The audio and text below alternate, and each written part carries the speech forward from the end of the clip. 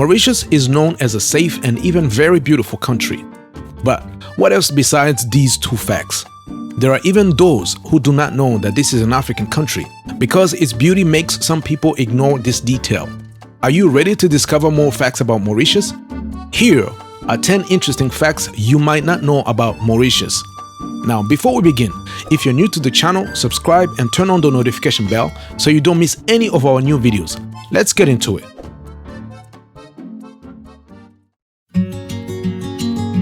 Famous honeymoon destination. Mauritius is one of the most romantic travel destinations in the world. In fact, Mauritius has won the World Award for Best Honeymoon Destination in 3 consecutive years.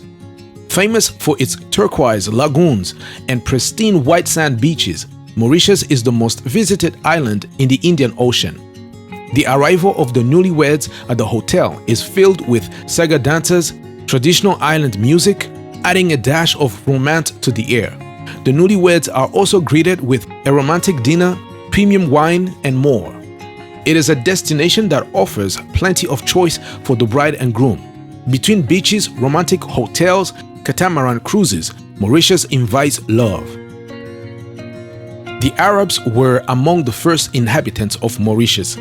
Mauritius remained unknown and uninhabited for a long time until it was visited by Arab sailors and subsequently appeared on maps around 1500 under the Arabic name of Dina Arabi. Indeed, the discovery of Mauritius dates back to the 8th century when the Arabs continued to expand their trading power across the entire Indian Ocean. Mauritius was then called Dina Arabi and represented a simple point of passage during the exchange of gold, animals, slaves, and silver. The Arabs were only interested in making a few stopovers, but several pirates were said to have found refuge on the island, and many legends mentioned several treasures hidden throughout the territory. At the time, Mauritius was not yet strictly speaking inhabited. The Mauritian population is mixed. The population of Mauritius is characterized by interbreeding. Indeed, this population is noticed through the many festivals organized throughout the whole year. For example, the Thai Pusam, Kavadi, the Chinese New Year, as well as the Muslim and Christian holidays. Respect for institutions, tolerance, respect for others, and other traditions are values that are still very present in the population. The Diwali festival, which is a Hindu festival, is above all a moment of sharing and unification of the Mauritian communities, whether they are Muslims, Hindus, or Catholics. Locals celebrate Diwali in hopes of a whole new start and pushing the negative aspects out of their lives. Apart from the diversity of the Mauritian population, there's also the legendary welcome and kindness of the Mauritians. Naturally, gentle and very hospitable, the Mauritians are the main wealth of Mauritius. The capital is one of the oldest cities in the country. Port Louis, the capital of Mauritius, is one of the ancient cities of the country, and before being baptized Port Louis, it went by other names and has a story to tell. Indeed, since Roman times, the harbor of Blavet was known to travelers. It was called Loc Perrin in the Middle Ages, and then it took the name of Port Louis in 1618 in honor of King Louis XIII, who wanted to make it a fortified city to protect the kingdom from insults from English, Spanish, or Dutch sea runners. Louis XIV made it the seat of the Compagnie des Indes Orientales in 1664, which was at the origin of that of L'Orient. Port Louis experienced a great period of prosperity with the return of ships laden with wealth, gold, silver, spices, silk fabrics, and more. The historic city still shelters beautiful houses which bear witness to its history. The citadel, built in the 16th and 17th centuries, now houses the Maritime Museum, the Arsenal Museum, the Boat Museum, and the Museum of the Compagnie des Indes Françaises. Grey sugar production under the British Empire. The first sugar factory was opened in 1744. The cultivation of cane required an abundant workforce. 8 large estates shared in 1810 approximately 3/4 of an agricultural area, which still represented only 10% of the total area of the island. By the 1830s, there were 16,000 hectares under sugarcane cultivation with an annual production of 35,000 tons of sugar. The model of large sugar estates was favored by the expansion of the sugar industry. Many small and medium-sized planters disappeared during this period. There was formation of two groups, the possessing whites and the non-possessing non-whites. Economic crisis imposed a reorganization of this model from 1840, with small lands in 1840 and large lands in 1860. Small lots of land were then sold to Indian workers. It was from there that the sugar industry really expanded.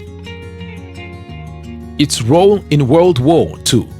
During the war, Mauritius regained a certain strategic importance, which it no longer had since the opening of the Suez Canal, when ships resumed the old route around the Cape of Good Hope, following Italy entering the war in 1940 and after Japan entered the war and when it became necessary to send ships to the Far East. The fall of Singapore in February 1942 reinforced Mauritius' importance as a British naval and air force in the region. Following the fall of Singapore, which posed dangers, real or imagined, of a Japanese invasion for the island and its dependencies, the people of Mauritius were called upon to face the enemy in the event of an attack. In comparison with the First World War, more Mauritians coming from the various layers of the population participated directly or indirectly in the Second World War.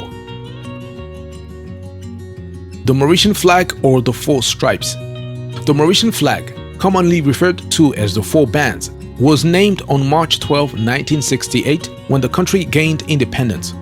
This flag is made of four horizontal bands of the same proportions and four different colors.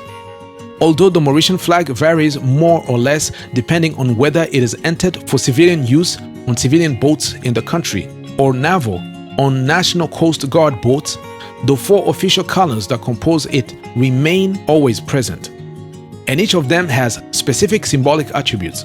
For example, red represents the struggle for freedom and independence, the blue represents the Indian Ocean, in the middle of which Mauritius is located. Yellow represents the new light of independence, and finally, green represents the agriculture of Mauritius and its color throughout the 12 months of the year. Slavery was common in Mauritius. During the colonial period, the community of the island of Mauritius was in the grip of slavery. Mauritians of African descent suffered greatly during the dark periods of slavery.